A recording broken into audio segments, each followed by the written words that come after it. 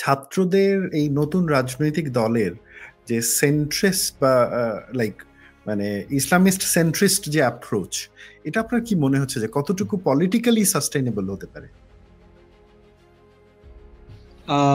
যথেষ্টই হতে পারে আমার কাছে মনে হয়। এই মুহূর্তে আপনি যে ৩ পক্ষের কথা বললেন, তারা সবাই কিন্তু মূলত right side of the spectrum এর যে ভোট ব্যাংক বা সাপোর্ট বেস এটার জন্য কম্পিট করছে।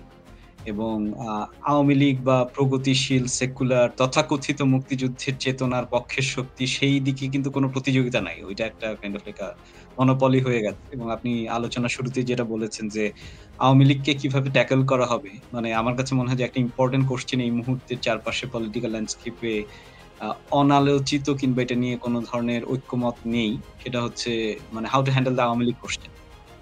আওয়ামী লীগকে নিয়ে আমরা কি করব? অথবা তাকে কিভাবে আমরা পলিটিক্যাল ল্যান্ডস্কেপ এ ইনক্লুডেড রাখবো নাকি বাদ দিয়ে দিব বা অ্যাকোমোডেট করব বা করব না, কতটুকু করব ইত্যাদি।